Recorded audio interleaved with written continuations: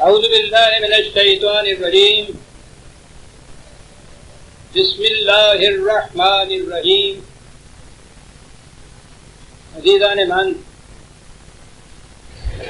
آج مئی 1978 کی 5 تاریخ ہے اور درس قرآن کریم کا آغاز سورہ الشعراء کی آیت 35 سے ہو رہا ہے.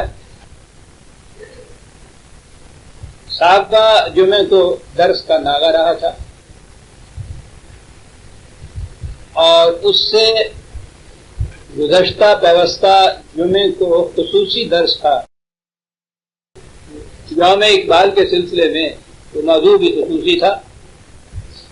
تو مسلسل درس جو ہے آج 2 نشستوں کے بعد شروع ہو رہا ہے، اس لیے تجدید یادداشت کے لیے یہ عرض کر دوں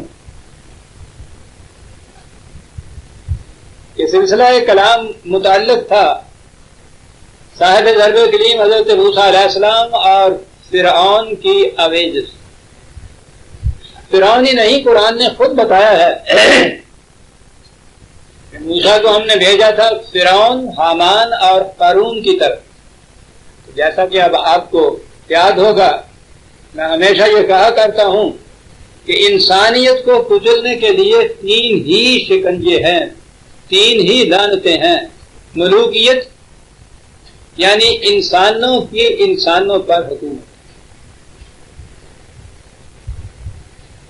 برہمنیت مذہبی پیشوائیت جسے کہتے ہیں، یعنی انسانوں کی حکومت کو خدائی اختیارات کا حامل قرار دے کر اس بادشاہ کو خدا کا سایہ یا اس کا نائب بنا دینا. وہ دونوں کا یہ گٹھ جوڑ ہوتا ہے، فرعون اور حامان. اس لیے دونوں قرآن نے ساتھ کے ساتھ بیان کیا. اور تیسرا قارون ہے جو نظام سرمایہ داری کا نمائندہ ہے. مقصد ان سب کا، اس پورے نظام کا یہ ہوتا ہے کہ رزق کے سرچشموں کو اپنے ہاتھ میں لے لیا جائے، انسانوں کو بھوکا مارا جائے، ان کی بھوک کو ایکسپلائٹ کیا جائے اور اس سے اس نظام کو قائم رکھا جائے. تو قرآن کریم نے مختلف حضرات انبیاء کرام علیہ السلام کے تذکارِ جلیلہ میں یہ 3 محاذ جو ہیں، کہیں ان میں سے کسی ایک کا ذکر کیا ہے، کہیں 2 کا کیا ہے. یہ جو کشمکش ہے فرعون اور صاحب ضرب کریم کی، اس میں ان تینوں کو یکجا اس نے اکٹھا کیا ہے. تو اس نسبت سے آپ سمجھ سکتے ہیں کہ یہ کشمکش اور یہ محاذ آرائی کتنی زیادہ سنگین، کتنی زیادہ اہم ہوگی. اور یہ وجہ ہے کہ قرآن کریم میں اس قدر تفصیل سے اس داستان کو بیان کیا گیا ہے کہ کسی اور نبی کی اس داستان یا محاذ آرائی کو اتنی تفصیل سے بیان نہیں کیا گیا. تو اس لیے کہ یہ اس دور کی بات نہیں ہے، یہ جب تک نو انسانی زندہ ہے یہ کشمکش جاری رہے گی اس کے ساتھ. ابلیس نے قیامت تک کے لیے مہلت مانگ رکھی اور یہ ابلیس ہی کے مختلف پیکر ہیں جو رنگ بدل کے آتے رہتے. اس لیے قرآن نے اتنی تفصیل سے یہ بات کی ہے. بات یہاں تک پہنچی تھی کہ حضرت موسیٰ علیہ السلام کو بھیجا گیا کہ جاؤ، یہ نظام فرعونی، برہمنیت اور قارونیت حدود فراموش ہو رہا ہے، جاؤ اور اس کو روکو. بنی اسرائیل فرعون کی مملکت میں ایک محکوم قوم کی حیثیت سے رہتی. حضرت موسیٰ علیہ السلام نسلی اعتبار سے اسی قوم سے متعلق تھے. یہ وہاں گئے، فرعون سے جا کے کہا کہ یا تو اس نظام کو بدلو، اور اگر یہ نہیں ہے تو کم از کم یہ معقول قوم کہ جس کے سینے پہ تم کابوس بن کر سوار ہو، اسے میرے ساتھ جانے کی اجازت ہے، میں اسے لے جاؤں، خدا کی آزاد فضاؤں میں اسے اس میں بال اٹھائی تو دوں، سینا کی وادیوں میں اسے لے جاتا ہوں، تمہارا کچھ نہیں بگڑتا. لیکن سوچئے تو صحیح کہ حاکم قوم سے اگر محکوم قوم کو الگ کر لیا جائے تو اس کا باقی رہتا کیا ہے؟ وہ حکومت کس پہ کرے؟ وہ تو ملوکیت کا دور تھا. وہ ملوکیت کا نیا پردہ اس زمانے میں جسے آپ مغرب کا نظام جمہوریت کہتے ہیں، اس میں سے جو مائنارٹی ہوتی ہے 49 ووٹس والی اسے الگ کر دیا جائے، وہ 51 پہ حکومت کس پہ کرتی؟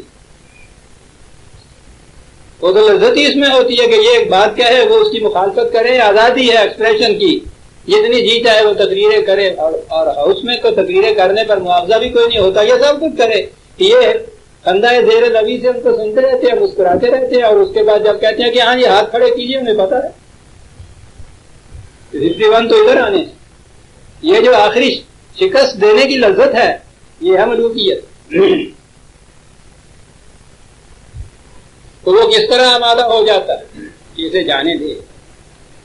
قال للملأ حوله ان هذا لساحر علیم، فرعون نے اپنے کابینہ کے مصروں سے، درباریوں سے، گرد و پیش جو بھی بیٹھے ہیں قرآن نے حولہ کہا ہے، اس سے کہا کہ یہ کچھ اسے یوں ہی کوئی بھولا سا مذہبی انسان ایسا ہی نہ سمجھ لیجیے، تو بہت بڑا فریب کار ہے، علیم، اور اس کے ساتھ بڑی معلومات رکھتا ہے، بہت گہرا علم بھی ہے اس کا، اور فریب کار بھی ہے، انسانیت کے نام پہ، خدا کے نام پہ آگے وعدے کر رہا ہے۔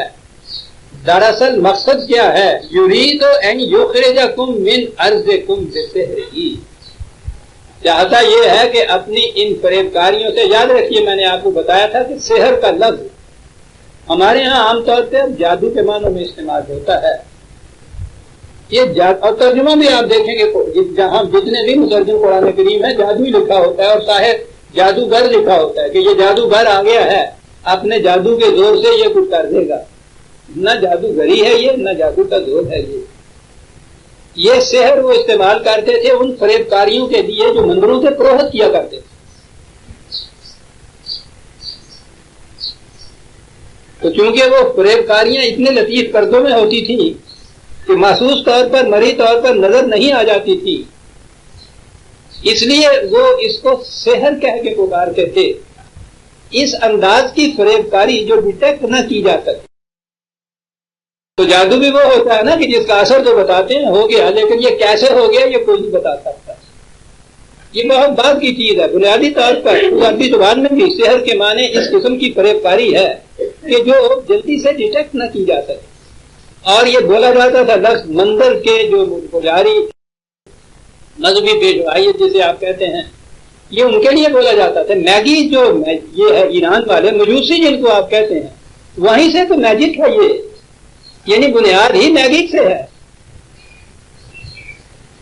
تو کہا اس نے یہ کہ یہ بھی بات تو مذہب کی ریفرنس سے کرتا ہے، اس اعتبار سے اسے بھی کسی مندر کا پجاری کہا جائے تو ٹھیک ہے، ظاہر ہے اس اعتبار سے کہا یہ، لیکن بڑا علیم، معلومات بڑی گہری، علم بھی رکھتا ہے۔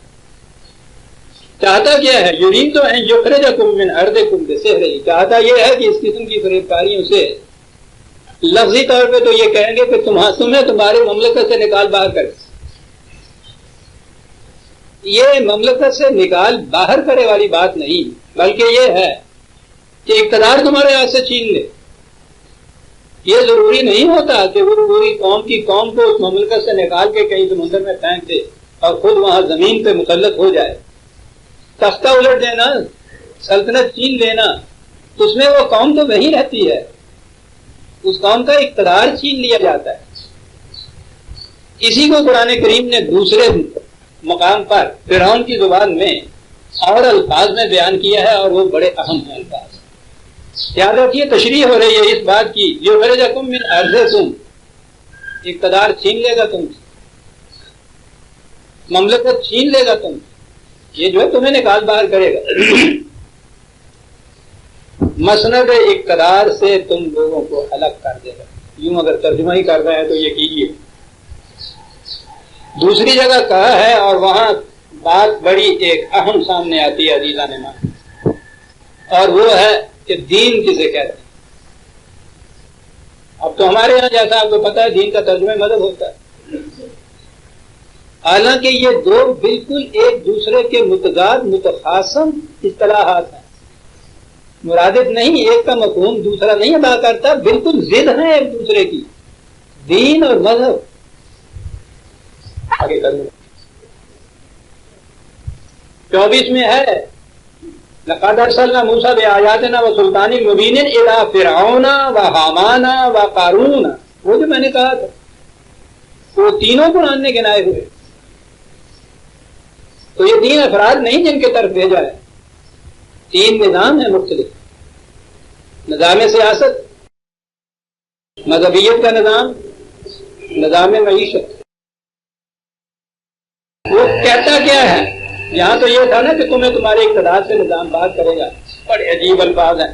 یہ 26ویں آیت میں آپ دیکھیے گا، یہ الفاظ اگر ریفرنس آپ کے سامنے ہے. کہا یہ انی اخاف ہو، مجھے ڈر یہ ہے.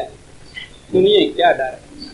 اور وہ جو ہے نا کہ تمہیں اس عرض سے، مملکت سے، اقتدار سے الگ کر دے گا، اس کی تشریح قرآن تفسیر کر رہا ہے. انی اخاف ہو، میں ڈرتا یہ ہوں، خوف مجھے یہ ہے، این یبدل دینکم، تمہارا نظام بدل دے گا. دین کے معنی ہی نظام کے، نظام مملکت کے معنی. اپنی آزاد مملکت نہ ہو تو دین ہوتا ہی نہیں ہے.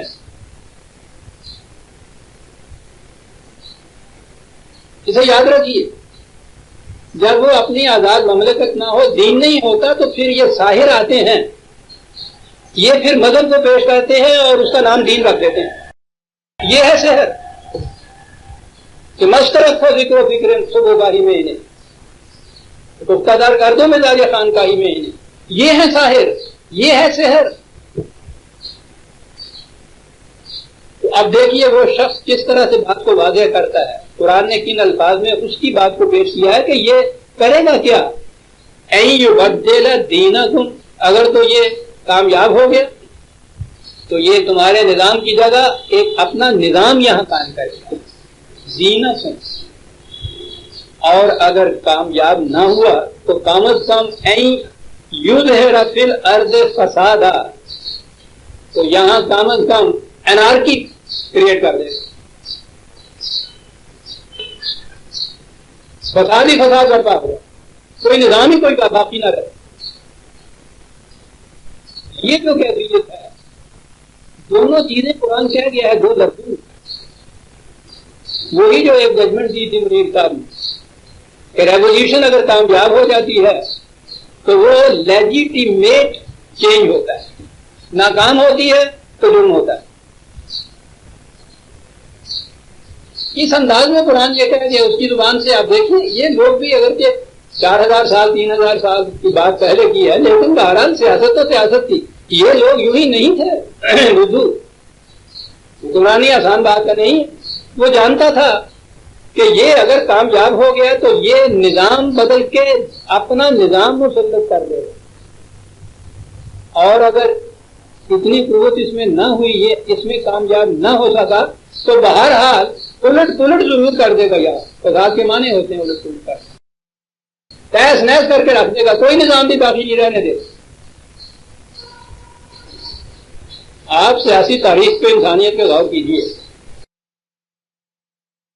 نظام بدلنے والے یعنی دوسرے نظام کی جگہ اپنا نظام کام کرنے والے آتے ہیں، کامیاب ہوتے ہیں تو وہ واقعی اس میں اپنا نظام کام کرتے ہیں، یعنی اپنی حکومت کام کرتے ہیں. اگر ایسا نہیں ہوتا تو کم از کم وہاں تیس نیس تو ضرور کر دیتے ہیں، کیوس کریٹ کر دیتے، انارکی کریٹ کر دیتے. یہ دونوں چیزیں اس نے کہیں کہ یہ ہے جو کچھ اس کا انڈیا مجھے نظر آتا ہے. اب یہ یہاں سے آپ نے دیکھا اس نے کہا ہے جو بدلا دینکم، تمہارا دین بدل دے گا، نظام دوسرا لے آئے گا. یہاں اس کے بعد جب مذہب آیا ہے، آپ کو معلوم ہے ایک لفظ آپ کے یہاں مرتد ہے.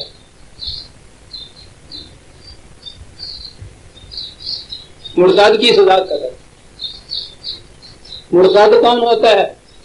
جس کے متعلق یہ حضرات جو اس کے اجارہ دار ہیں یہ فتویٰ دے دیں کہ اس کے عقائد مسلمانوں اسلام جیسے نہیں رہے. اسلام جیسے کے معنی کیا ہوتے ہیں؟ جیسے ان کے عقائد ہیں ویسے نہیں رہے. اسی لیے ہر فرقے والا دوسرے فرقے کو کافر قرار دیتا ہے کہ اس فرقے میں دوسرے فرقے میں وہ مدعی ہوتے ہیں کہ ہمارے عقائد سارے اسلام کے مطابق ہیں، کیونکہ اس فرقے کے عقائد کے مطابق نہیں ہوتے، اس لیے وہ انہیں مرتد قرار دے کر کافر قرار دیتا ہے۔ تو مرتد کے معنی ہوئے وہ شخص جس کے عقائد ان کے عقائد سے ہم نہ رہیں، بات ساری وہ عقائد کی ہوئی۔ اب اس میں مرتد کی سزا قتل کے معنی ان کے یہاں یہ ہیں کہ ایک غیر مسلم ایک ہندو جب جی چاہے مسلمان ہو جائے، اگر اس بیچارے کی مصیبت بڑی ہوتی ہے، اگر اتفاق سے جہاں وہ مسلمان ہونا چاہتا ہے وہاں کی مسجد کے مولوی صاحب اہل حدیث ہیں تو وہ مسلمان بھی ہو گیا، اور دوسرے جمعے میں اس نے وہ جا کے حنفیوں کی مسجد کے اندر نماز پڑھنا چاہیے تو وہ کہیں گے کہ پہلے مسلمان تو ہو۔ ارے صاحب میں تو اسلام لایا ہوں، اسلام نہیں لایا تو میرے حدیث ہوئے ہو۔ تو آپ کو معلوم ہے نا اسی پٹھانوں کے علاقے کی وہ مشہور بات ہو گئی ہوئی ہے، ان کے گاؤں میں ہمیشہ ایک ہندو ضرور رکھا جاتا ہے، بنیا، کاروباری سارا اس کے سر پہ چلتا تھا، ان کے یہاں کا بنیا، تو بنیا کی کسی معاملے میں کھٹ پٹ ہو گئی مولوی صاحب سے، خاموش رہا، اس نے اس سے کچھ نہیں کہا۔ جمعے کے خطبے میں اس نے کہا کہ مسلمانوں تمہیں پتا ہے تمہارے گاؤں میں قیامت برپا ہو گئی، کیا ہو گیا؟ کہنے لگے تمہارے ہاں کا بنیا وہابی ہو گیا۔ بھائی پھر کیا تھا؟ وہابی مرتد ہو جاتا ہے، مرتد کا قتل مباح ہوتا ہے، لوٹ لینا تو بات ہی کچھ نہیں ہوتی، بس وہ نماز کے بعد فارغ ہوئے اور اس جہاد کے لیے اٹھ کھڑے۔ اس نے کہیں سن پایا یہ کہ یہ کیا قیامت آ گئی؟ اس نے کسی اور اپنے جس کے ساتھ ابھی صاف بات تھی اس سے پوچھا کہ یہ کیا ہے؟ اس نے کہا بالکل نہیں، ان سے کہیے کہ کانوں پہ ہاتھ رکھ کے کہ بالکل غلط کہتے ہیں، میں حنفی کا حنفی ہوں۔ ٹھیک ہے، یعنی ہو رہا ہے ہندو کا ہندو، اس سے غلط نہیں۔ تو وہ جب مسلمان ہوتا ہے کوئی تو اس کو تو اسلام میں لے آتے،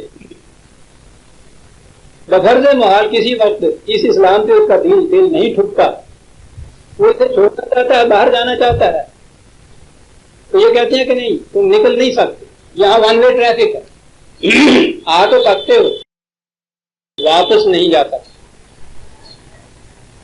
یہ واپس جانا ہوتا ہے، اس کو یہ ارتداد کہتے ہیں، مرتد ہو جانا، اس کی سزا قتل۔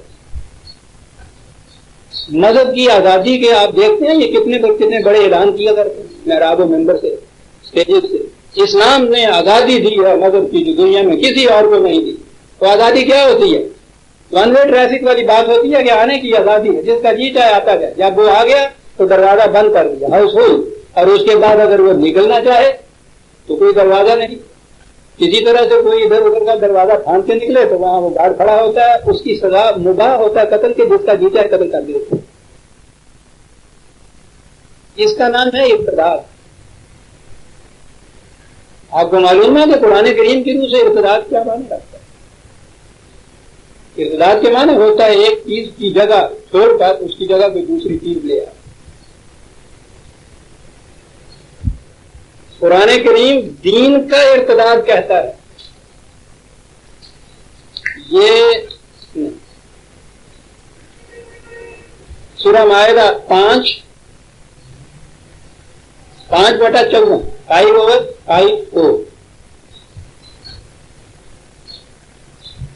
اب دیکھتے ہیں کہ قرآن کریم کی ایک ہی آیت اور ایک ہی لفظ سے کیا کیا معانی، کیا کیا حقائق نکلتے چلے آتے ہیں۔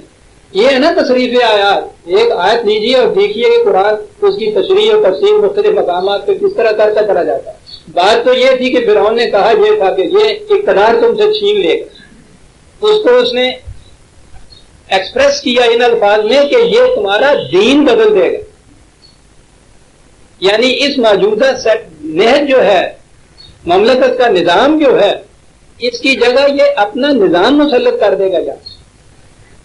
یہ اس نے کہا کہ دین بدلنا۔ قرآن کہتا ہے کہ یا ایھا الذین آمنوا من یرتد منکم عن دینہ، یہ جو نظام ہے مملکت کا قرآن نے متعین کیا اور جسے تم لوگوں نے متشکل کیا ہے، یرتد جو اس نظام کو بدلے گا، اب یہ ہوگا ارتداد منکم عن دینہ، اس نظام کو جو بدلنے کی کوشش کرے گا یا جو بدل دے گا، اس کی جگہ اسلامی نظام کی جگہ، اسلامی نہیں، میں تو ہمیشہ قرآنی کہا کرتا ہوں تاکہ متعین تو ہو جائے نا، اسلامی آپ کہیے تو ہر شخص جس چیز کا نام اسلامی رکھتے، لیکن جب متعین طور پہ قرآنی کہیں گے تو آپ متعین طور پہ آپ نے تنفرق تو کر دیا نا، ایک طرف متعین کر دیا کہ اس نظام کی سند کیا ہے۔ جو کوئی، میں اس لیے کہہ رہا ہوں قرآن کا کہ قرآن خود اللہ تعالیٰ نے یہ کہا ہے کہ وَمَن لَّمْ يَحْكُم بِمَا أَنزَلَ اللَّهُ فَأُولَٰئِكَ هُمُ الْكَافِرُونَ 5/44۔ جو بھی خدا کی نازل کردہ کتاب قرآن کریم کے مطابق حکومت قائم نہیں کرتا انہیں کو کافر کہا جاتا ہے۔ تو وہ میں نے اسی لیے کہا نا کہ قرآنی نظام وہ یہی ہے نا جو قرآن نے خود کہا، تو کہا جو اس نظام کو، دین کو تبدیل کرے گا تو نتیجہ اس کا کیا ہوگا، اور فرمائیے کیا نتیجہ؟ وہ ایسے ہی ان کو بخش دے گا کہ بس ٹھیک ہے، یوں نہیں تھی، یوں انہوں نے کر لیا، فسوف یاتی اللہ بقوم،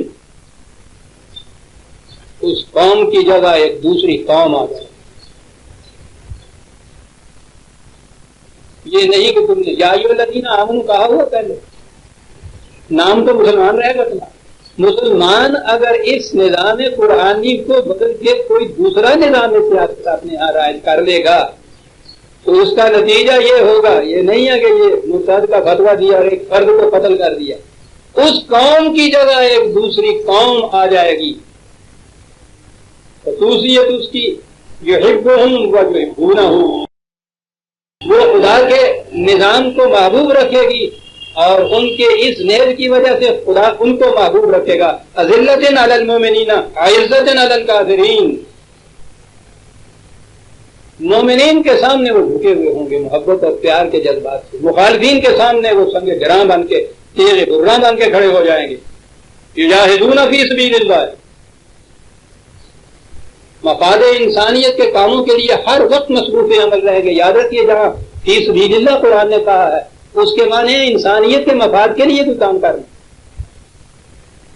فرد اپنے لیے کام کرتا ہے، اپنے خاندان گھر بار کے لیے کام کرتا ہے، خاندان کے لیے، برادری کے لیے، قوم کے لیے، اپنی مملکت کے لیے، پیٹریوٹزم تک بھی۔ قرآن جس کو کہتا ہے صحیح عمل صالح وہ ہے کہ وَيَنْقَصُ فِي الْأَرْضِ مَا يَنْفَعُ النَّاسَ 13/17، جو کام انسانیت کی منفعت کے لیے کیا جائے گا بقا اس کو ہوگی۔ تو اس کے لیے قرآن کی اصطلاح ہے فی سبیل اللہ، کسی اور کی منفعت کے لیے نہیں بلکہ جس کے لیے خدا نے کہا ہے جس کی منفعت کے لیے اس کے لیے کام کرنا۔ تو خدا نے تو کہا ہے ينفع الناس، وہ انسانیت کی منفعت کے کاموں کے لیے ہر وقت مصروف عمل رہیں گے۔ جہاد کے معنی یہ وَلَا يَخَافُونَ لَوْمَةَ لَائِمٍ، اور اس میں کسی ملامت کرنے والے کی ملامت سے ان کو قطعاً کوئی خوف اور بات نہیں ہے کہ یہ کیا کہیں گے اور وہ کیا کہیں گے۔ یہ بڑی چیز ہے، یہ کیا کہیں گے وہ کیا کہیں گے۔ چھوٹے سے پیمانے کے اوپر تو مجھے روز اس کا تجربہ ہوتا ہے ایسا، میرے گھر کے کمرے کے اندر آ کے بڑے بڑے ذمہ دار حضرات آ کے کہ بالکل ٹھیک ہے پرویز صاحب، ہم تو 20 سال سے متفق ہیں، جو کتاب کہتے ہیں ہے ہی صحیح، یہی دین اور یہی نظام ہے بالکل۔ اور یہاں سے اٹھتے ہوئے تربیت اسلام کی کاپی بھی کو لے لیتے ہیں تو باہر سال کو چھوڑ جاتے ہیں کہ باہر سڑک پہ تو دیکھنا نہیں کہ یہ تربیت اسلام کی کاپی کے آدمی، وہاں جا کے کہیں اعتراض کرنا تو ایک طرف رہا۔ یہ کیا ہے؟ خوف علامت العام، کوئی ان کا کچھ بگاڑ نہیں دے گا، قانوناً جرم نہیں ہے یہ، آج تک یہ پرچہ بیان ہی نہیں ہوا۔ اللہ کا احسان ہے، پرویز صاحب کی کوئی کتاب کوئی پینفلٹ تک آج تک قانون کی درجی نہیں ہے، تو قانوناً اس میں کوئی ڈر کی بات نہیں ہے۔ کس چیز سے ڈرتے ہیں؟ علامت العام۔ اچھا تمہیں بھروی ہو گیا کہ اور نہیں یار خدا دا نام ہے میں تیسرا نام توبہ توبہ تو ہنے پرویز صاحب نے کچھ کہندا گیا کہ جی میں تے 20 وریا تو تہاڈے نال ہے۔ اس سے سمجھ میں بات آتی ہے کہ قرآن نے اس قوم کی جو خصوصیات بتائی ہیں ان میں یہ خصوصیت بنیادی کیا بتائی؟ میرا رحمان ہو سکتا ہے کہ آپ بڑے بڑے مخالفتوں کو تزاحم کو بھی برداشت کریں. یہ تو ہے نا لامت لائم پبلک اوپینین جسے آج کی اصطلاح میں کہا ہے. ایسا یہ ابلیسی اصطلاح ہے. یعنی آپ متعین نہیں کر سکتے کہ کس کی اوپینین ہے, کون کہنے والا ہے. نہیں, پبلک اوپینین وہ جو ہمارے گھروں کے اندر کی زندگی میں ہوتا ہے. ان سے پوچھیے نا, خاص طور پہ جب یہ کوئی کی رسومات ہوتی ہیں تو یہ کیوں ایسا کرتے ہیں. ایسا ہنڈائی تڑے آیا ہے, ہنڈائی آیا تو نہ کرو گے لوگ ہی کی کہیں گے. وہاں تو ہم کہتے ہیں کہ حالت ہے ان کی ہنڈا آیا. مذہب کی زبان میں اسلاف کا مسلک ہے, تواتر سے چلا آ رہا ہے. یعنی وہی پنجابی جو لفظ پڑے ہیں انہوں ذرا حلق تو کر دیا تو شدید ہو جائیں گے. اسٹیج پہ سے وہ ان سے پوچھیے تو وہ کہتے ہیں پبلک اوپینین. یہ ساری خوف علامت لائن ہے عزیزان.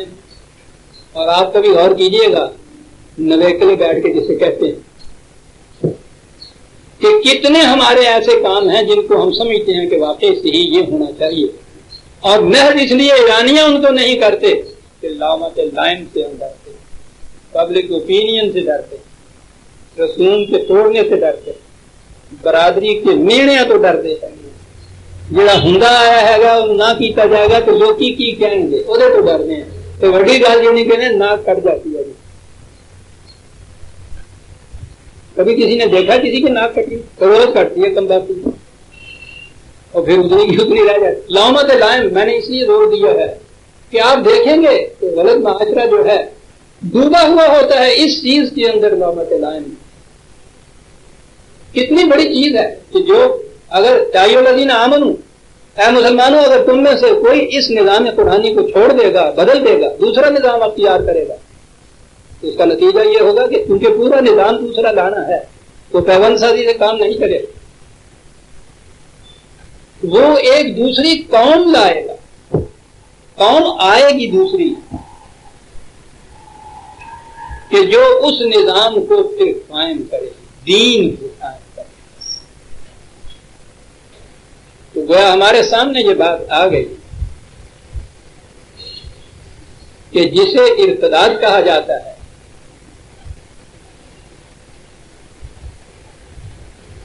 ارتداد کے معنی ہی کچھ ذاتی نجی عقائد کی ایسی تبدیلی نہیں ہے کہ وہ مولوی صاحب کے عقیدے کے برابر نہ ہو.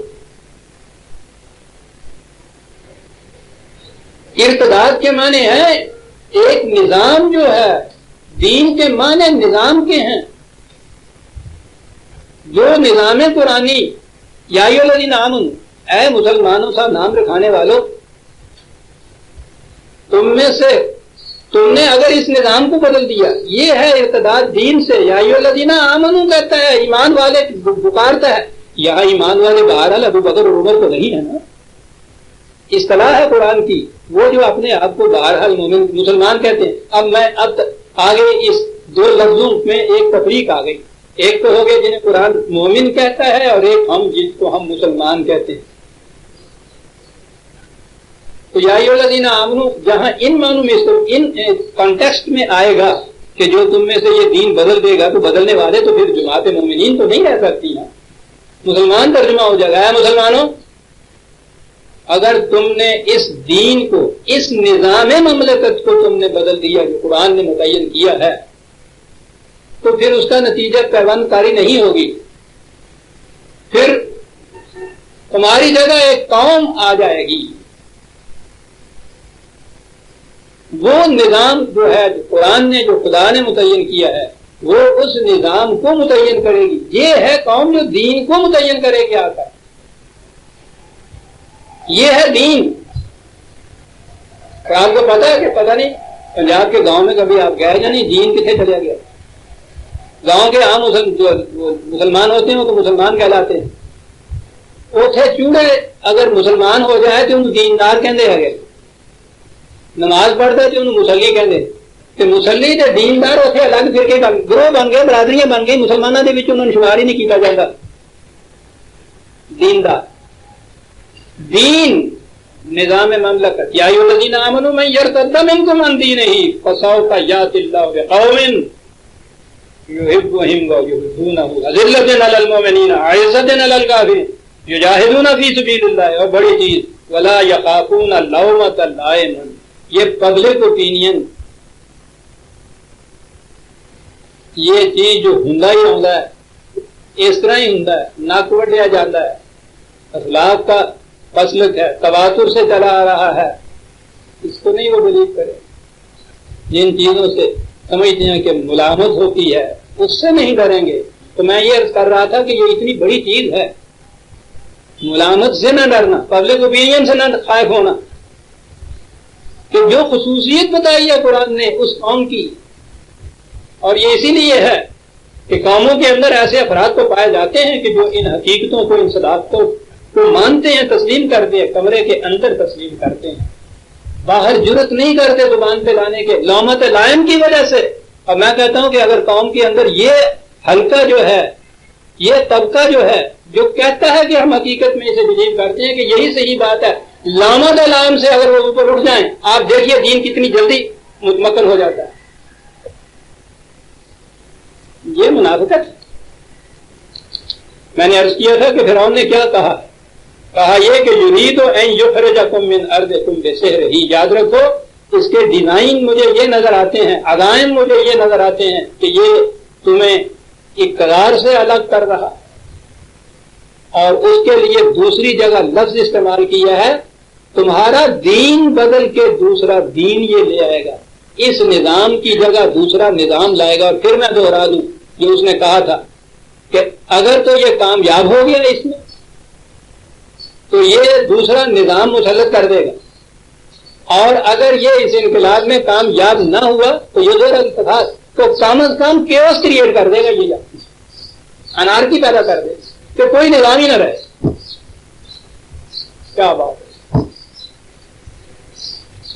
4000 साल की सियासत और आज की सियासत आप देख रहे हैं, अल्फाज वही, कहा ये कर देगा।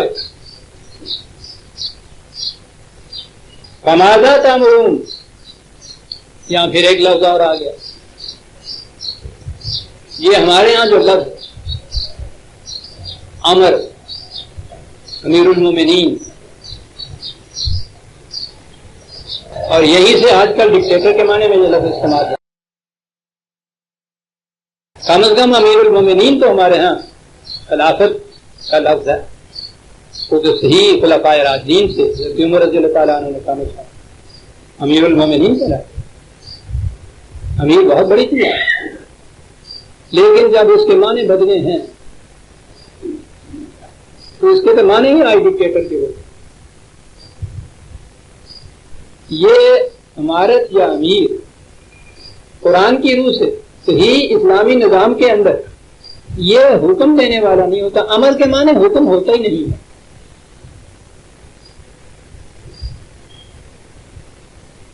इसके माने होता है डायरेक्शन मुतय्यन करना। अरबों के यहाँ सहरा में सड़कें तो होती नहीं थी, साइन पोस्ट भी नहीं लग सकते थे, तो वो जाने वाले जैसे ये स्काउट्स करते हैं ना, इसी किस्म के छोटे छोटे पत्थर लेते थे, वो थोड़ा सा उसमें रंगते थे या पथेरी लगाते थे और उनको जगह जगह सही लाइन के आगे आगे लगाते जाते थे। ये जो डायरेक्शन मुतय्यन करने या डायरेक्शन देने के लिए इस किस्म की निशानियां रास्ते पे लगाई जाती थी, इनको अमारात कहते थे। और ये निशानियां लगाने वाला जो था ये अमीर होता था। कौम को सही रास्ते पर चलने की निशानियां लगाने वाला जो था ये अमीरुल मोमिनीन था। ये डिक्टेटर नहीं, इस अमर के माने हुक्म नहीं है। अब वहां भी आप देखिए कि फिरौन वो तो शख्सी हुकूमत का ऑटोक्रेट है, उसको जरूरत क्या है किसी से कुछ। वो अपने मिनिस्टरों को माहौल दरबारियों से कहता है फमाज़ा तामुरून। अब इसके माने अगर आप हुक्म देते हो, ये तर्जुमा आपको यही होगा। तो उन्होंने कहा कि बताओ तुम क्या हुक्म देते हो, यानी फिरौन जैसा वो बादशाह, और अपने अहले दरबार से वो पूछे ये कि कहो तुम क्या हुक्म देते हो। तो देखा किस तरह से खुद जिस जगह ये लफ्ज आया है वहां इस तर्जुमे की गलती किस तरह नुमाया तौर पर सामने आ गई। फिरौन से कहे तुम क्या हुक्म देते हो, उससे पूछता ये है मशवरतन जिसे हम कहते हैं لائن آف ایکشن تمہارے نزدیک کون سی صحیح ہے؟ لائن آف ایکشن کا صحیح ترجمہ ہے یہ امر کا. وہ لائن لگاتے تھے صحیح راستے کی. بتاؤ. کہا جہاں تک میرا تعلق ہے اب یہاں ایک اور سیاست آتی ہے. عزیزان ایمان یہ پرانے قصے نہیں ہیں، اساطیر الاولین نہیں. تو پہلی قوم قریش کی جن کے سامنے قرآن پیش کیا تھا وہ یہ کہہ کے استحزازاً مڑ جاتے تھے نا، اساطیر الاولین پہلے قوموں کی کہانیاں بیان کرتا ہے. ہم بھی ان واقعات کو بیان کرتے ہیں تو پہلی قوموں کی کہانیاں سمجھ کے بیان کر دیتے. قرآن داستان گوئی کرنے کے لیے نہیں آیا. وہ تو داستان گو کو سامری کہتا ہے، لڑکانے والا کہتا ہے. ہمارے ہاں بھی یہ سارا جتنا دین تھا مذہب میں آیا اور داستان گوئی میں بدل گیا. جتنی باتیں جتنے لیکچر جتنی آپ یہ ممبروں سے یہ بات سنیں گے ساری داستان گوئی ہوتی ہے. اور وہ داستانیں پھر یہیں تک نہیں رہتی تو پھر شاعری میں آتی ہے. مولا دے بندہ دے، ان کو ہاتھ میں آگے ہوئی ہے ایک مصنوعی چلتے ہیں سر گڑا سا گلا ٹھیک اور سینے میں زور ہونا چاہیے. وہ تو ہوتا ہے اتنا بلاؤ کھایا جائے تو نہیں ہوتا. اور اس میں پھر یہ کان پہ ہاتھ رکھ کے جب وہ مصنوعی کا چیز پڑھ دیتے ہیں تو اس کے لیے نہ کسی قرآن کی آیت کی ضرورت ہے نہ حدیث کی ضرورت ہے، کچھ نہیں. مولانا روم فرما گئے ساری داستان وہی ہے، کوئی سند نہیں ہے اس کے اندر. تو یہ داستانیں نہیں ہیں، یہ سامریت نہیں ہے. قرآن وہ مذہبی خطیبوں کو جو داستانیں سنا سنا کے کیا کرتے ہیں سلاتے ہیں. اب تو ہمارے بچے جو ہیں 3-3 4-4 سال کے وہ دادی اماں کیا اپنی اماں سے بھی کتنا آگے ہوتے ہیں، وہی بلاوے میں آتے. ہماری ایج میں ابھی یہی تھا کہ رات کو نیند نہیں آتی تھی تو نانی اماں یا دادی اماں جو تھا تو یعنی کہانی سناؤ نا، بات سارے کہتے تھے پنجابی بات سناؤ نا. وہ پھر وہ ایک سبز پری ہوتی تھی اور کالا دیو ہوتا بس وہی ہوتی تھی. وہ کہے کے لیے سناتی تھی تاکہ سو جائے بچہ. کہانی سنائی اس لیے جاتی ہے کہ قوم سو جائے. وہ کہتے تھے یہ اساطیر الاولین ہے. قرآن کہتا تھا یہ اساطیر الاولین نہیں ہے. قیامت تک کے لیے تمہیں ڈائریکشن متعین کریں گے یہ واقعات جو ہم بیان کر رہے ہیں. سنیے اس نے کیا کہا. اب اس میں یہ نظر آتا ہے کہ ایک عامل جو ہے ڈکٹیٹر آٹوکریٹ اس کی سیاست اس کے ذہن میں کیونکہ وہ نخوت تکبر یہ انتہا تک پہنچا ہوا ہوتا ہے. ایک فرد کے اقتدارات اتنے لامتناہی ہوتے ہیں کہ سنیے یہ دو سیاستیں جو ہیں ہمارے سامنے آتی. وقال فرعون یہ ہے جی 40/36. وقال فرعون ضروری بعض تمہیز کے بعد اس نے اہل دربار سے یہ کہا تو چھوڑو مجھے. وہ نظر آتا ہے کہ وہ اسے کچھ آئین قوانین یا کچھ تدبیر ان چیزوں کی پابندیوں میں کچھ رکھنا چاہتے تھے. ضروری کا لفظ کیا عجیب قرآن نے کہا تو چھوڑو مجھے ان پابندیوں سے. کیا کروں میں؟ ضروری اقتل موسیٰ میں اسے قتل کرتا ہوں. والی یادو ربا ہوں اور اسے کہتا ہوں کہ بڑھاؤ اپنے رب کو تم کو بجا لے. چھوڑو مجھے. نظر آیا کہ ایک مطلق العنان صاحب اقتدار جو ہے اس کے ذہن میں تصویر ہی ایک آتی اینڈ دار کے اوپر لٹکا دو ان کو وہاں قتل کر دو اس کو. یہ چیز ہے وہ کہتا ہے. لیکن غنیمت ہے کہ فرعون جیسے عامر مطلق کے بھی اہل بوال ایسے تھے انہیں جرت تھی بات کرنے کی. تو نظر آتا ہے کہ اس نے کم از کم یہ جرت دلا رکھی تھی. ورنہ وہ تو ہر بات میں کہتے تھے کہ جان کی امان پاؤں تو عرض کروں. پہلے جان کی امان مانگتے تھے ان سے تو پھر تو زبان پہ ایک لفظ لاتے تھے. انہیں اجازت تھی. انہوں نے کہا کہ نہ یہ نہ کرنا. نظر آتا ہے کہ ان کی نگاہ زیادہ گہری تھی. کالو ارجہ وابعث فی المدائن حاشرین یاتوک بکل ساحر علیم. اس میں ٹھہرائیے اسٹیٹ گیسٹ ہاؤس میں ان کو ٹھہرا گیا، ان کو کیجیے، تھوڑی سی مہلت دیجیے اور اس اسنا میں انتظام کیجیے مذاکرات۔ جس لائن کا یہ شخص ہے یہ بھی بار بار خدا کا نام لیتا ہے، مذہب کا نام لیتا ہے، تو یہ یہاں خالص سیاست سے گفتگو ہو رہی ہے، اسے کام نہیں چلے گا اور تمہیں بات بات پہ آ جائے گا غصہ، اور تمہیں معلوم نہیں اس کا انجام کیا ہو۔ قوم محکوم بھی صحیح، خون گرم ہو چکا ہوا ہے اس کا، اس پہ ہاتھ نہ ڈالنا۔ اور یہ عجیب چیز ہمیں نظر آتی ہے کہ یہ وہاں بیٹھے ہوئے یہ سب کچھ کرتے بھی رہے تو ہم کو لے کے نکل گئے، اتنی ضرورت نہیں اس میں ہوئی تھی کہ ہاتھ ڈال دیتا ان کی، ورنہ مشکل کیا تھی وہاں۔ انہوں نے کہا نا ارج ان کو مہلت دو، ٹھیک ہے آتے تو آگے کرو اور اسی لائن کے لوگوں کو بلاؤ۔ اب مذہبی مناظرہ اس کو کہہ لیجیے یا مذاکرات کہہ لیجیے، باتیں کریں وہ ان سے آ کے اسی لائن کے۔ یہ طاہر علیم ہے نا، اپنے بھی کل بالکل سہارن علیم، یہ ہے قرآن کا ہے، اسے کہا ہے ساحر فریبکار۔ تم سہار بلاؤ، اس سے بھی زیادہ فریبکار بلاؤ۔ وہ بھی علیم تھا، یہ بھی علیم ہے، معلومات ہو اور نہ لیتے دین نہ کٹاؤ۔ عربی زبان کو جاننے والے ان دو لفظوں کے جو باب ہوتے ہیں ان کو جانتے ہیں۔ یہ جو ڈگری ہے نا ان کو کمپیریٹو اور سپرلیٹو، یہ سہار ہے کہ ان سے بھی زیادہ ساحر جو ہوں کھڑے انہیں بلاؤ، باتیں کریں گے۔ کہا پھر یہ بات جو ہے کمرے کے اندر کرنے کی نہیں، عام مجمع میں پبلک کے اندر یہ چیز کرو، وہاں یہ شکست کھائے اور وہاں ہمارے صاحب جو ہیں وہ غالباً، تو پبلک اوپینین خود بخود اس کے خلاف ہو جائے گی۔ آپ دیکھتے ہیں یہ فرعونی سیاست کیا کیا طریقے تجویز کر رہی ہے۔ جمعہ السحرۃ لمیقات یوم معلوم وقیل للناس هل انتم مجتمعون۔ ٹھیک ہے، انہوں نے وہ اپنے ہوتی ان کو میں کہوں مذہبی پیشوا کا ہوں، ان کو یہی چیز ہے، انہیں بلا لیا بڑے بڑے ان کے ہاں کے جو علماء احبار قرآن کہتا ہے ان کو، انہیں بلا لیا، ان کو اکٹھا کر لیا، عام لوگوں کو پبلک کو بھی اکٹھا کیا، تم بھی جمع ہو گئے۔ انہیں کاہے کے لیے اکٹھا کیا؟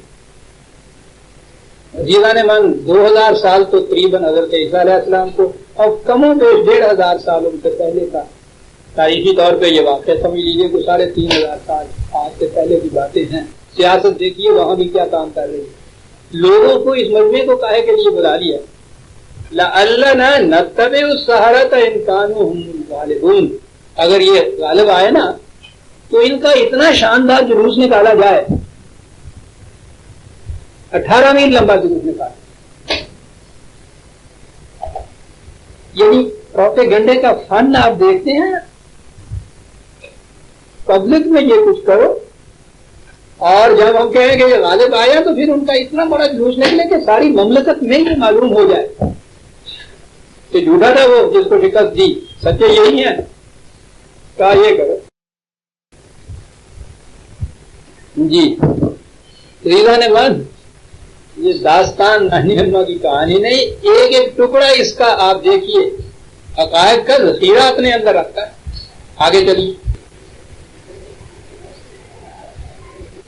فلما جاء السحرۃ قالوا لفرعون أئن لنا لأجرا إن كنا نحن الغالبين۔ یہ دین کے محافظہ ہیں، ساری زندگیاں مذہب کے لیے انہوں نے وقف کی ہوئی ہے، مجاہدین فی سبیل اللہ کہلاتے ہیں۔ آتے ہی کیا شرط پیش کرتے ہیں؟ آ رہے ہیں اپنے مذہب کو غالب کرنے کے لیے باطل کے اوپر بقول ان کے عقیدے کے، اور آتے ہی کہتے ہیں کہ سرکار پہلے یہ فرمائیے کہ ہمارا معاوضہ کیا ہوگا، 3,500 سال پہلے کی بات میں نے کہا ہے نا یہ ہو رہی ہے. اگر یہ نہ بتاؤں میں کہ یہ کہاں کی کہانی ہو رہی ہے تو آپ کے ذہن میں آ جائے گا کہ آج مسیح کی گل مل گئی.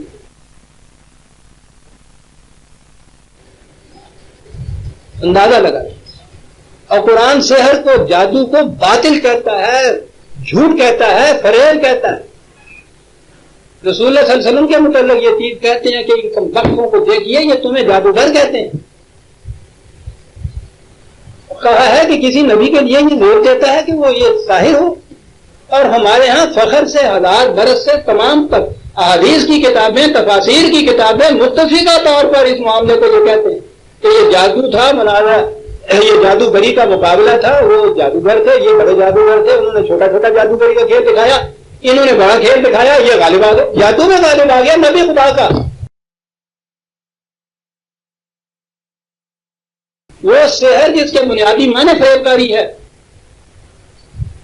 اور قیامت، بارائے قیامت یہ کہ خدا خود رسول اللہ صلی اللہ علیہ وسلم کے متعلق کہتا ہے کہ یہ کمبخت تمہیں ساحر کہہ رہے ہیں، کتنا ظلم کر رہے ہیں. نبی ساحر ہوتا ہے اور ہمارے ہاں پھر آ جائیے حدیثوں کی طرف. یہ بخاری مسلم کی متفقہ علیہ حدیث ہے ان کے ہاں کہ رسول اللہ صلی اللہ علیہ وسلم کے اوپر ایک یہودی عورت نے جادو کر دیا تھا. کتنے برس تک آپ اس جادو کے اندر مبتلا رہے تھے اور کیفیت آپ کی یہ ہو گئی تھی کہ ایک کام جو نہیں کیا ہوا ہوتا تھا سمجھ لیتے تھے میں نے کر لیا ہے، کیے ہوئے کے متعلق بھول جاتے تھے کیا ہے یا نہیں کیا ہے. رسول اللہ صلی اللہ علیہ وسلم کے متعلق میں کیا عرض کروں عزیزان ایمان، میرا تمہیں پتہ ہی ہے، سینہ تمام داغدار، کمبا کجا میں. تو یہ جو ہے حضرت موسیٰ علیہ السلام اور فرعون کے درباریوں کا، یہ ساحروں کا، یہ تو متفقہ ہدایت بات چل رہی ہے. کسی کہیں بھی اس کے متعلق کسی نے کوئی تردید نہیں کی کہ یہ کھیل سارا جادو کا. وہ 2 آیتیں وہاں آئی تھیں اور 2 یہاں آئی. اگرچہ پہلے بھی یہ سورہ اعراف میں آ چکی لیکن دوبارہ چونکہ اب آئی ہیں اس لیے ضروری ہے کہ میں یہ عرض کروں ان آیات کے متعلق کہ ان کا مطلب کیا ہے، ان کا مفہوم کیا ہے. میں نے وہ وہاں 2 چھوڑ دی، میں یہ 2 اس کے ساتھ ہی یہ بھی ملتی ہیں ان کو بھی چھوڑتا ہوں، اس لیے کہ یہ جو قرآن کریم واقعہ بیان کر رہا ہے اس کا تسلسل بڑا ضروری ہے. آپ دیکھ رہے ہیں کتنے اہم حقائق بیان کر رہا ہے، ہمارے لیے کتنی بڑی گائیڈ لائن وہ دے رہا ہے قرآن اس واقعے کے اندر، سیاست کی، مذہبی پیشوائیت کی، فریب کاریوں کی. تو میں اس لیے اس تسلسل کو برقرار رکھنے کے لیے درمیان سے ان آیات کا مفہوم وہاں بھی میں نے محفوظ کر دیا تھا، ملتوی کر دیا تھا. یہ 2 آیتیں پھر اسی تسلسل میں ہیں، اس وقت انہیں بھی میں چھوڑتا ہوں. یہ پورا واقعہ جو ہے اس آویزت اور کشمکش کا یہ ختم ہو جائے، چند آیات کے بعد یہ ختم ہو جائے گا. تو اس کے بعد میں پھر 1 یا 2 درس انہی کے لیے مختص کر دوں گا کہ میں بتاؤں کہ یہ بات کیا ہے جو قرآن کہہ گیا ہے. یہ وہ جادوگروں کی رسیاں نہیں ہیں جو سمپولیاں بن کے چل رہی ہیں اور حضرت موسیٰ نے ایسا پھینکا تو یہ اژدہا بن گیا اور اس نے ان رسیوں کو نگل لیا تھا. سب کو یہ سامنے دیکھا، فرعون نے یہ ہوتے ہوئے ایمان پھر بھی نہ لایا. ہاں کیا بات ہے جو کہی. عزیزان ایمان، اس وقت میں صرف اتنا ہی کہوں گا کہ یہ جادو کی بات نہیں، یہ جو وہ نظام تھا ان کا اس مذہب کی بنیاد کے اوپر جس کے نمائندے یہ لوگ آئے، یہ نظام تک 2 نظام تھے جن کا تقابل تھا. وہ نظام تھے جس میں ایک طرف سیاسی عمارت، مذہبی پیشوائیت، نظام سرمایہ داری تھا. اس تصویر سے مرکب تھا ایک نظام. دوسری طرف ایک نظام تھا جس میں کوئی انسان کسی انسان کا نہ حاکم بن سکتا ہے نہ محکوم بن سکتا ہے. کوئی انسان دوسرے انسان کا روٹی کا محتاج نہیں ہوتا. خدا اور بندے کے درمیان کوئی انسان کھڑا نہیں ہو سکتا، اس لیے مذہبی پیشوائیت ختم ہو جاتی ہے. اس نظام کے علم بردار تھے حضرت موسیٰ علیہ السلام. اس نظام کے علم بردار تھے وہ فرعون کے جتنے علماء اور مشائخ کرتے ہوئے. یہ ان 2 نظاموں کے درمیان تقابل تھا، آپس میں مباحثہ تھا، مناظرہ تھا، دلائل تھے، براہین تھے دونوں طرف کے. اور قرآن نے یہ بتایا ہے کہ ان کی ہر دلیل کے اوپر جو اس کی طرف سے دلیل پڑتی تھی کتنا چور کر کے رکھ دیتی تھی ان کی دلیل. اور یہ وہ دلائل تھے براہین. قرآن کہتا ہے کہ جب یہ براہین دیکھے انہوں نے ان کے جو علماء تھے. اب یہاں ایک بڑی چیز آتی ہے. انہوں نے جب یہ دلائل ادھر کے دیکھے تو وہ تو بہرحال علیم تھے عالم تھے. بات تو اتنی تھی نا کہ پیشہ انہوں نے اپنا جو مذہبی پیشوائیت تو اختیار کر رکھا تھا. اس کا تقاضا تھا فریب کا عوام کو بھی فریب میں رکھا جائے, دوسروں کو بھی فریب میں رکھا جائے. انہوں نے جب اپنے سامنے بالکل براہین نیرہ دیکھی, بے نقاب دلائل دیکھے, صداقتیں بے نقاب ان کے سامنے آ گئی. یہاں ایک بڑی اہم عظیم حقیقت آتی ہے عزیزان من آپ کے سامنے. دیکھیے وہ ان کا مقام یہ ہے. آج ہم یہ ان بیچارے مولوی علماء کا رہا میں کام کچھ نہیں ہوتا. انہوں نے خود ہی اپنے آپ کو یوں ہی بڑا بنا رکھا ہوتا ہے. اس زمانے میں تو سلطنت کسی حاکم کی چل نہیں سکتی تھی جب تک اس کو تائید حاصل نہ ہو جائے مذہبی پیشوائیت کی. اب تو کوٹ الگ ہو گیا ہے. عیسائیت کے اندر بھی جس زمانے میں مملکت کے اندر یہ کوٹ ہوتا تھا, پادری ہوتا تھا, ساری وہ لگام جو تھی مملکت کی پوری زمان جو تھی وہ ان کے ہاتھ میں ہوتی تھی. ہندوستان میں برہمن کے ہاتھ میں ہوتی تھی.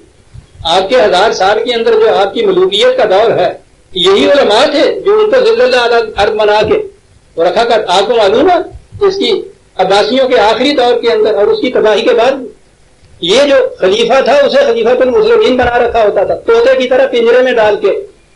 فتوے پہ دستخط اسے آکام کے اوپر بحیثیت صدر کے دستخط اسے کرایا کرتے تھے اور حکومت سارے یہ کرتے تھے. یہ تھا مقام. اس مقام کے یہ حامل تھے یہ جو آئے تھے. اور پھر یہ شرط بھی ساتھ تھی کہ اور زیادہ مقرب بننے والی بات ہے. اب یہاں آ کے ایک بڑی اہم حقیقت سامنے آتی ہے کہ یہ لوگ جب صداقت کو جب بے نقاب سامنے دیکھ لیا, سنیے عزیزان من, بڑا اہم مقام آ رہا ہے. فَأُلْقِيَ السَّحَرَةُ سَاجِدِينَ قَالُوا آمَنَّا بِرَبِّ الْعَالَمِينَ رَبِّ مُوسَىٰ وَهَارُونَ. انہوں نے کہا کہ ہم نے صداقت کو اپنی آنکھوں کے سامنے دیکھ لیا.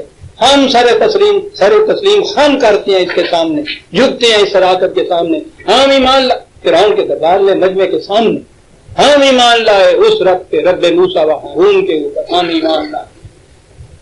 اللہ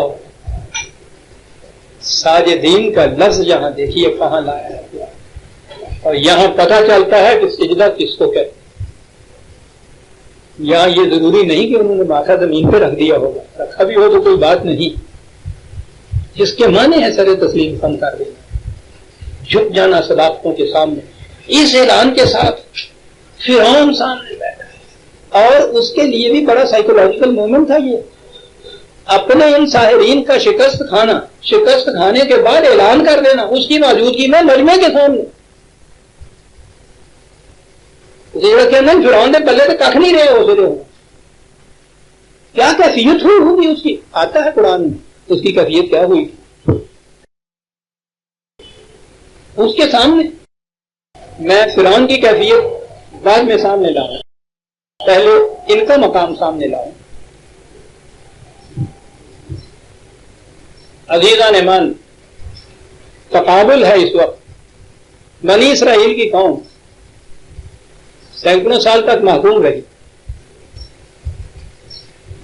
اس محکومیت کی لعنت سے بچانے کے لیے 2 پیغمبر ہیں. وہ ان کو اس محکومیت کی لعنت سے نکال کے آزادی کی فضاؤں میں لے گئے. بڑی چیز ہے. تاریخ کا بیان صحیح ہے تو وہاں حضرت شعیب بھی ان کے ساتھ ملے 3 پیغمبر. اور بنی اسرائیل کی کیفیت یہ, سارے تورات کو آپ دیکھیے, خود قرآن میں یہ سب کچھ. چلے جا رہے ہیں ایک گاؤں میں, دیکھا کہ وہاں سر ایک بت رکھا ہوا ہے گاؤں کے باہر جس کو وہ پوج رہے ہیں. حضرت موسیٰ کا بلہ پکڑ کے بیٹھ گئے, کہنے لگے ہمیں بھی اس قسم کا ایک خدا بنا دو, ہم بھی اس کو پوجیں, ہمارا ستیہ ناس. ان بتوں کی پرستش سے چھڑا کے تو تمہیں میں یہاں لایا, اور یہاں تمہاری کیفیت یہ ہے کہ مجھے سے کہہ رہے ہو کہ اس قسم کا ایک مجسمہ بنا دو, ہم اس کی پرستش کریں. डांड डबर के बाद आगे लेके चले। कुछ दिनों के लिए ये अपने इस कैंप से अलग हुए किसी काम के लिए। सामरी ने, अजीब है कुरान का बयान, कुरान का निजाम। कुरान कहता है कि इन्हीं से उसने कहा कि लाओ ये जेवर जो तुम पहने फिरती हो इन औरतों को, वो बाले जान तुम्हारे लिए हो, जान का खा होगी, पट पे वो सोना जरा कन्ना खावे है ना। उन्होंने कहा सोना तो कन्ना खांदा पिया है, कहीं नहीं पाया है, लाओ। इन्हीं से वो लिया और वो एक बछड़ा बना दिया। बताया ये कि ये जो कुछ करते हैं ये अपने पल्ले से पैसा नहीं खर्च करते, ये जिसमें मजबूरी पेश हुआ सब जो हटगोले लेने, वही जो तुमसे लेते हैं उन्हीं को तुम्हारा खुदा बना देते हैं। बछड़ा बना दिया है और ये सारे लगे उसकी पूजा करने के लिए। यानी ये कौम जो पैगंबरों की नाम लेवा कौम थी, इन्होंने मजहब वैसे नहीं इख्तियार किया था फिरौन वाला, ये अपने उसी अबा के अंबिया के मजहब के ऊपर बज़ाहिर चले आते थे। साढ़े भर के मुसलमान सारे सारे, फिर 2-3 पैगंबर उनके अंदर मौजूद हैं, तो कदम कदम के ऊपर उनकी ये हालत है। ये क्यों थी? मासूमियत से इंसान के अंदर की ये जो जुर्रतें होती हैं वो मुर्दा हो जाती है। मासूम कौम इंसानियत की सतह से नीचे चली जाती है। इनकी तरबियत, इनकी तालीम, इनके जौहर खुदी को बेदार करना बड़ा कठिन मरहला है, बड़ा कठिन काम है। इसके बरक्स आजाद कौम जो है, ये ठीक है कि वो अपनी सलाहियतों को इस्तेमाल तो गलत तरीकों पे करती, लेकिन उनके अंदर जौहर मर्दानगी होता है, गैरत होती है, हमीयत होती है, सलाहियतें होती हैं, ये तमाम चीजें मौजूद होती हैं आजाद कौम के अंदर। ये कौम किस कौम के नुमाइंदे? आजाद कौम के ये नुमाइंदे। बड़ी चीज थी। आप सोचिए इस मकान पे अपने आप को रख के देखिए जहां ये खड़े थे, ये साहिरीन के लिए बड़े। एक तरफ इतनी कशिशें, जादुबियतें, मफाद तमाम के तमाम वो सारे छिन रहे हैं। यही नहीं कि छिन रहे हैं, दूसरी तरफ उनको पता है कि फिरौन जिस कैफियत में है उसके बाद उसका रद्द अमल क्या होगा और वो क्या कुछ नहीं करेगी उनके सामने। लेकिन जब सदाकत सामने आई है, मासूम कौम तो आजाद होने के बाद भी पल्ला पकड़ के बैठती थी कि हमें बुत बना दीजिए। आजाद कौम के ये फर्ज है कि जब सदाकत सामने आई है, न इन जितने भी मकामात मफादात हैं, न सिर्फ उनके छिनने की परवाह नहीं है, जितने भी अकूबात इसके ज़िम्मे में आने हैं उनसे भी कोई खौफ नहीं। कालू आमन्ना बिरब्बिल मूसा। ये चीज एक आजाद कौम का फर्ज ही कर सकता है। आजाद कौम का फर्ज जी चाहता था, वक्त होता तो इकबाल को लाता मैं आपके सामने। बहुत तकाबुल उसने किया है आजाद और मासूम का, ज्यादा नहीं तो चांदी होता। एक शेर तो उसका सुनिए, दीन और दानिश रा गुलाम अर्जा देहर। दीन और दानिश और मताई दुनिया में क्या होती है इंसान की? दीन और दानिश रा गुलाम अर्जा दे ता बदन रा जिंदा दारद जान हर। बदन को जिंदा करने रखने के लिए अपनी जान तक भेज देता है, दीन और दानिश भेज देता है। अरमगान हिजाज में एक उर्दू की नज़म है, चंद अशार। मासूम का दिल मुर्दाओ अफसुरदाओ नाउमीद, आजाद का दिल जिंदाओ पुरसो तरफदाओ। जीवान मान यहां मासूम और आजाद में ये मजहब की बात अभी नहीं आई है।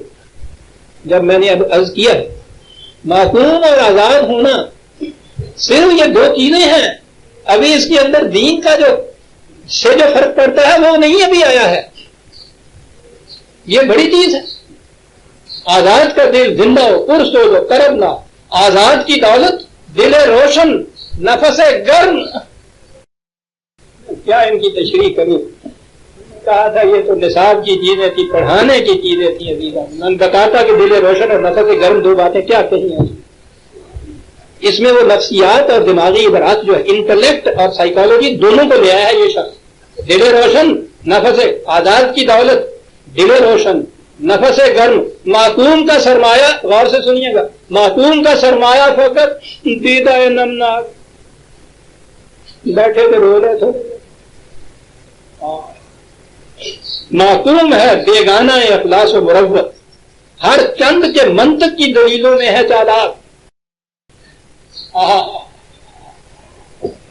ممکن نہیں معقوم ہو آزاد کا ہمدوش، وہ بندہ افلاک ہے یہ خواجہ افلاک، وہ بندہ افلاک. نو آسمان کا گردش و ماں درمیانہ ہے، 9 آسمان گردش میں ہے، ہم ان کے نیچے پس رہے ہیں.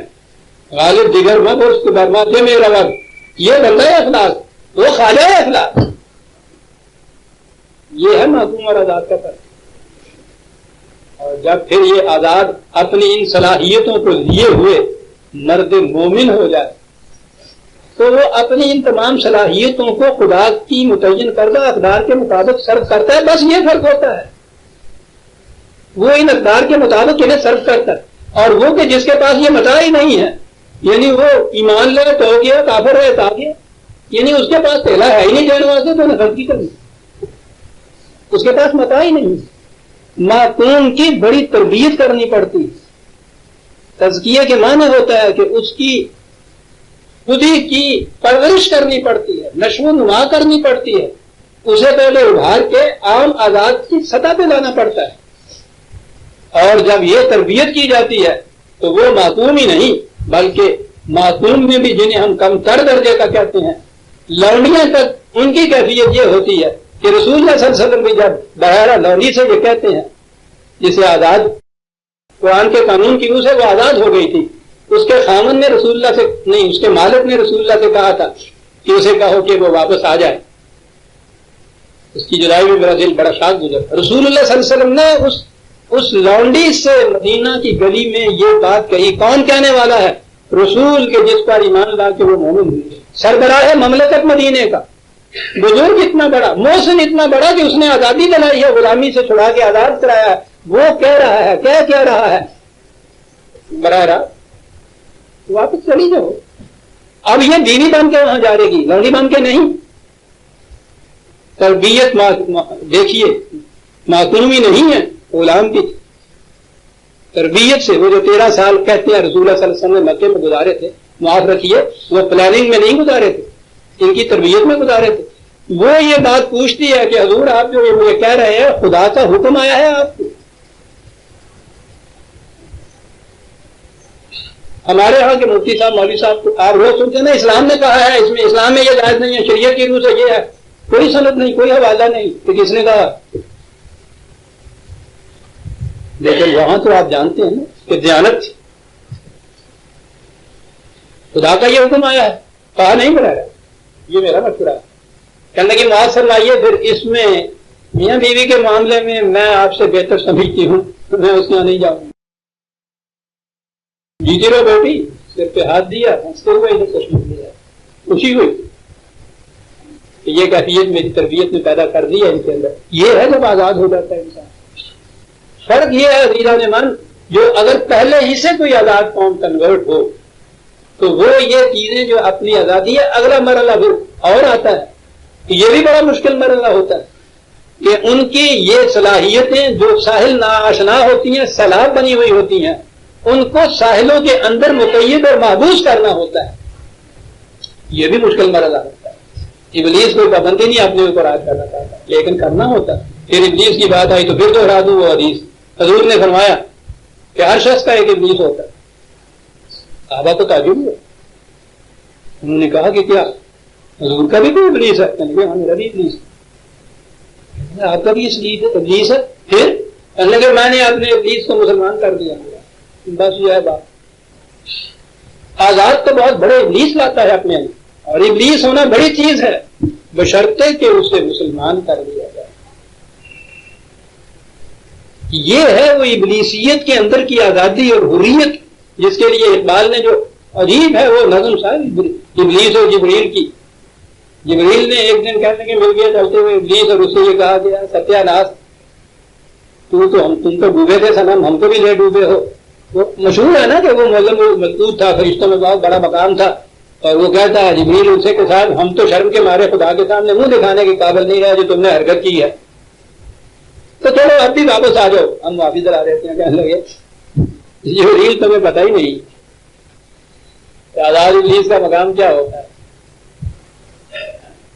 میں کھٹکتا ہوں دل و جذبہ میں کانٹے کی طرف،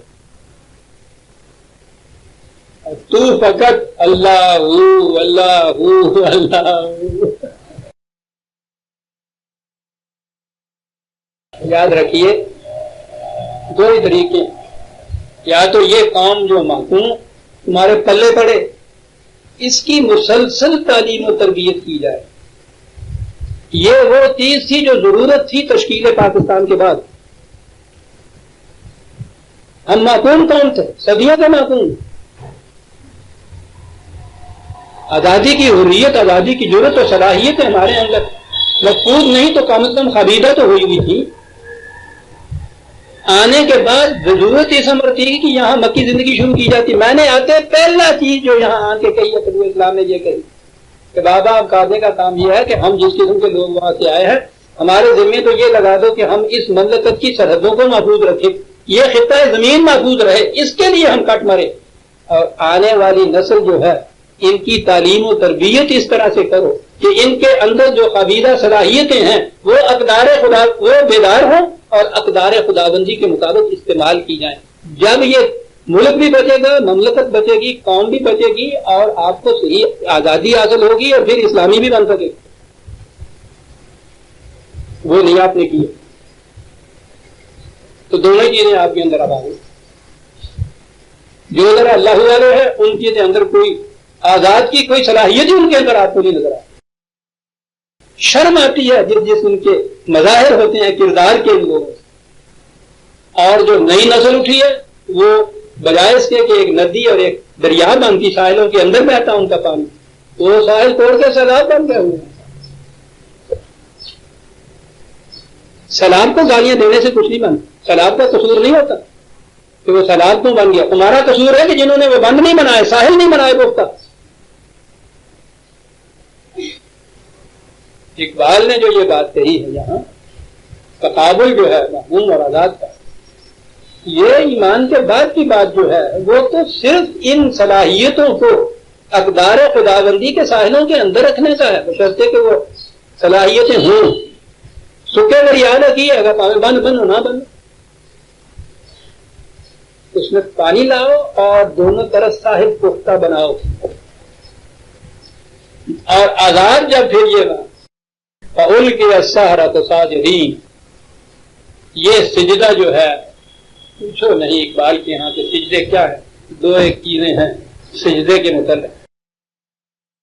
فرعون کی فرعونیت اور اس کا غضب، پہلے میں وہ لے ہی آؤں تو پھر ذرا بات سمجھ میں آئے گی تقابل میں.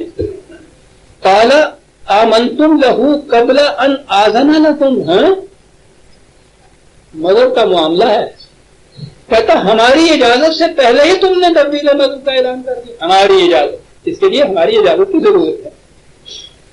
دیکھتے ہیں کہ یہ ملوکیت کہاں تک اپنے اقتدار کی وسعتیں پھیلا رہی ہے. ذاتی عقیدہ بھی نہیں تم بدل سکتے ان کی اجازت کے بغیر، ہماری اجازت کے بغیر ہی تم نے یہ کیا. اچھا اصل نظر یہ آتا ہے وہ آئی سیاست ابلیسیہ فرعونی. انہ لکبیرکم الذی علمکم السحر، یہ تمہارا کام نظر نہیں آتا. یہ بہت بڑا شاعر ہے بدماش، معاف رکھیے. یہ سازش کرتا رہے اندر اندر. تم اور یہ دونوں ملے ہوئے ہو اور یہ ڈھونگنے چاہے ہے تم لوگوں کہ ایسا ایسا سب کچھ کیا جائے اور ایسے مقام کے اوپر آ کے تم اعلان کرو اس چیز کا. سب سازش ہے تمہارے اندر. اس کا ذہن ادھر جاتا ہی نہیں ہے کہ فی الواقع یہ صداقت سے ایسا کر رہے ہیں. ذہن جاتا ہے اس طرح ہے کہ کوئی سازش ہے اس کے اندر، جبھی تو وہ صحیح راستے پہ نہیں آتے. اپنی غلطیوں کی طرف، اپنی کمزوریوں کی طرف توجہ نہیں جاتی اس طرح ہے کہ کوئی سازش کر رہا ہے. سازش ہے یہ، اور یہ تمہارا بڑا گرو گھنٹال ہے جس کے ساتھ تم مل گئے. کوئی بات نہیں، صافت عالم ابھی پتہ چل جاتا ہے تو میں کیا ہوں اور تم نے یہ کیا کیا. قطعن ایدیکم وارجلکم من خلاف ولأصلبنکم اجمعین.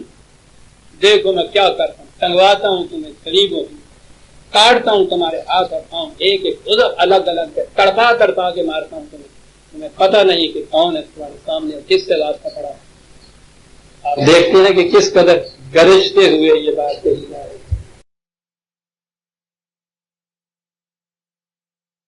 یہ جو میں نے کہا ہے کہ یہ جو گرج ہے فرعون کی وہ ہمارے سامنے آئی. بندہ آزاد کا ریئیکشن جو ہے اس کے بعد وہ ہے دیکھنے کے قابل کہ وہ اس کا جواب کیا دے. اور پھر یہ بات سمجھ میں آئے گی کہ یہ ساری چیزیں ان کے سامنے تھیں کہ جو ہم کر رہے ہیں اس کا انجام یہ ہوگا. اور اس کے بعد جو ان کا سجدہ ہے اس سجدے کی قیمت کتنی ہے اقبال بتاتا ہے. اسے ہم آئندہ لیں گے کیونکہ اب وقت ہو گیا. یوں ہی ہم سورہ شعراء کی اول کے 49 تک آ گئے ہیں. آگے ہم اسی تسلسل میں انہی مضامین میں آگے لیں گے اور اسی میں ممکن ہے وقت آ جائے کہ وہ جو میں نے کہا ہے وہ جو معجزات اور سحر کا اس کے لیے بھی کوئی تفصیل سامنے آ جائے. ربنا تقبل منا انک انت السمیع العلیم.